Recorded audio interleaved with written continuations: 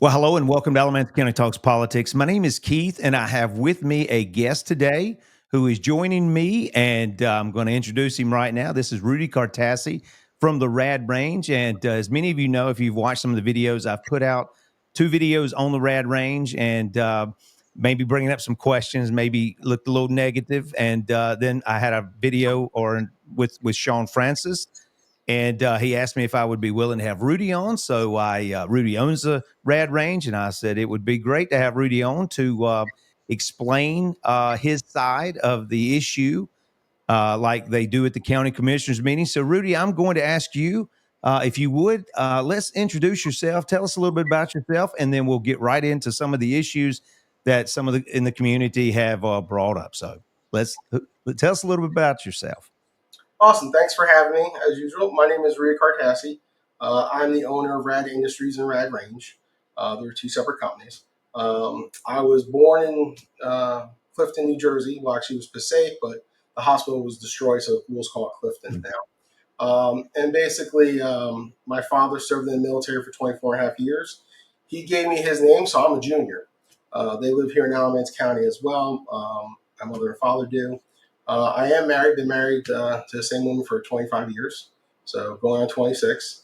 Um, I have like 7 employees, and really they're the stars of the show.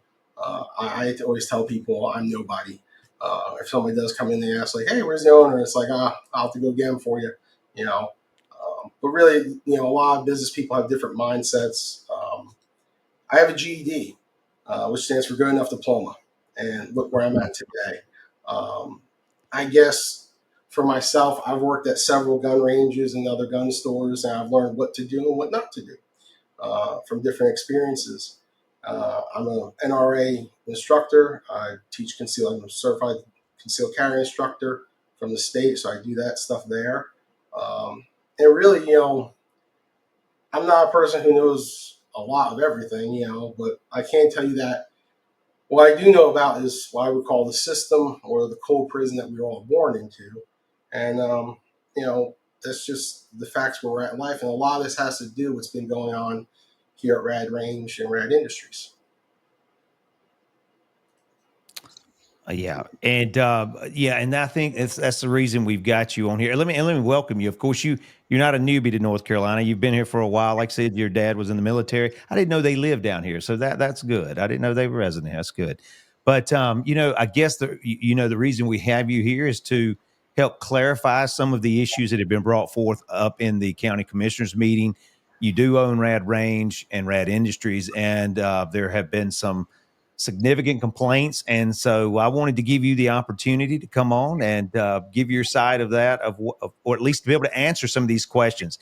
And what I've got is I've already told you, I've got my phone here, I've got the questions, and these are some of the issues that some in the community brought up. So let's just start here. Okay. We'll start. There have been some accusations leveled against RAD Range. And here's the first one. There was the issue of projectiles leaving the RAD Range.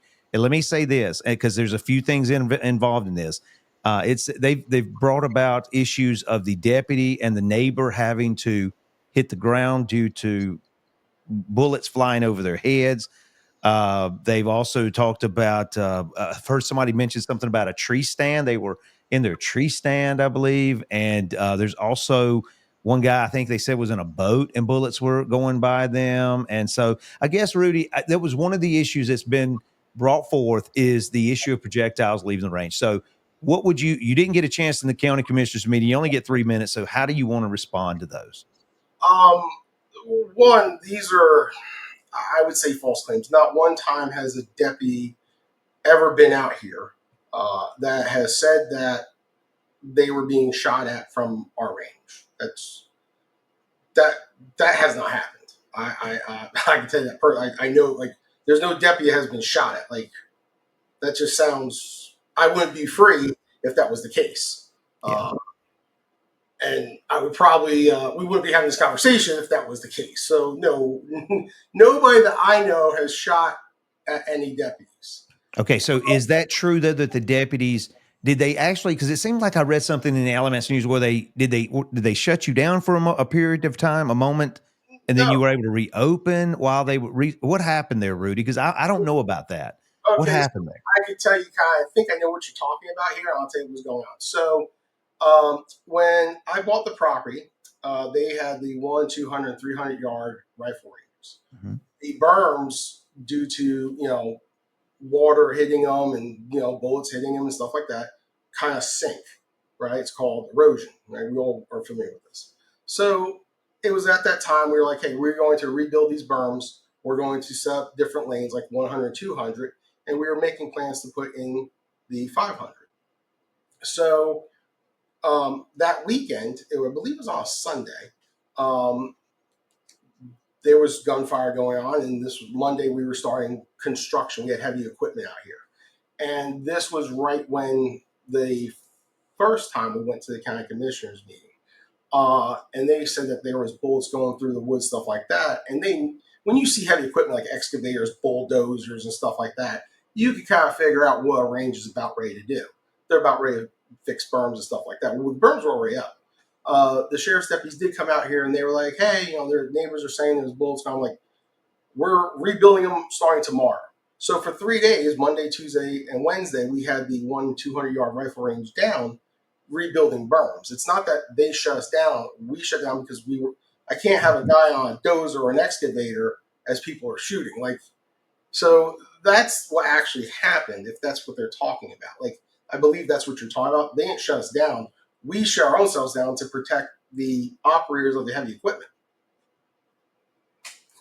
Yeah, and that may be what it was referred. It may be. It was just so many. I guess so many, accusations that were brought up. It's really hard, and it's really hard to keep it into the proper context. But Right. it's just those different. I guess you could say, people saying that they heard bullets leaving the range, or they were they heard them flying by them. So I'm just asking, to trying to get a little. But that would make sense if you were building the berms up. You would shut the thing down yourself, because you're not going to be shooting while you have heavy equipment or operators out there. So Now, yeah, the pistol range was still open yeah, during the time. So just the rifle range was shut down until we moved to the next range. And then once the rifle range was done, then it reopened and we moved to the next range. okay. So Rudy, and this is something, they've talked about trees being shot, things that, just bullets. And I'm just going to ask you, did bullets, would you agree, or you say just adamantly no, that there were no bullets that left, or projectiles that left your range? Because, I don't know. You answer that, and because I'm going to give you a chance to defend yourself. Right. So, like I said, I bought this place from the Powell 1776 Shooting Club. I actually have the documentation here. And this place was running for years as a shooting club. So, and remember, that was the rifle range and the pistol pit Mhm. that's behind the building. Um, could, and this is where we go back to, could bullets have left the range prior to me buying this location? Sure, absolutely. Who knows, right? Could they have shot at themselves? Who knows? Um, Again, this goes back to the same bouncing bullet theory. Most people don't walk through the woods feeling their trees on the outskirts that borders a gun range of their property. And if you think about in this, this case here, um, it's very hard to say that bullet hit that tree at this time from this gun, especially when you have people that has been out here as a gun range for since the Powell's bought, which is almost 20 years ago. Yeah. So it's been a while. It's been over 20 years. I think it was Was it 1990 or 1993 92 maybe, or something like that? that they bought. I could look up on GIS and you could see it. Mhm. But you know, when the Powells owned it, nobody had a problem, and the reason is because they were open like Thursday, Friday, and Saturday from 10 to 4. So, and we all know who Samuel Powell is and Powell Enterprise. I mean, they're really into pharmaceuticals, LabCorp, Mercantile, Carolina Bonds. But this was just a hobby for them. So when I came on the scene, it was like I'm looking for a range, and I bought from them. I'm running it as a business. I literally moved my business, RAD Industries, that it was a store in Graham, to RAD Range here, and brought them together. I made a big Facebook video about it. Now we're all in one location. And what has happened, I think, yes, has there been more gunfire at a gun range? you're going to hear gunfire at gun range. It's not a nuisance. That's what you're going to hear at gun range.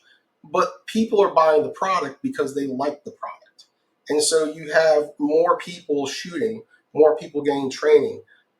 Apex Defense Group, like I can show you here, they do their classes out here. They're getting the training they need to protect themselves and their families and the rest of the public. Like we've seen in Indiana, where the guy, stopped an active shooter. You know, the cops didn't get there for another 6 minutes. Who knows how many lives they saved? So, that training is invaluable, and Alamance County is a pretty safe community because of that. So when you think about it in the long term, like I said, bullets leaving range, I doubt they are because, I actually have this right here. This is our orientation. Before you ever come out here and shoot this, every year you read this, and we charge you $15. And the first one says you are responsible for all rounds that you fire, whether it's from one of our rentals or your gun that you bring. And at the bottom, right down that first one, it says keep all rounds within the berms. So we tell them, and they sign off that they got this. We have a digital check-in system. They read that, we charge them for it. It's linked to their account. So if there's ever a question, hey, they are responsible for their bullets, just like at a McDonald's. If there's a shooting at McDonald's, McDonald's is in trouble. It's the guy who had the gun shooting somebody. You know what I'm saying? It's McDonald's fault. Same with us. We give them more safety orientation. We tell them the rules of the range. There is no alcohol. There is no drugs. I can make this available to you in email if you like. Yeah, But that would you could yeah, that would be I'll give you my email address too. Yeah, that would be good.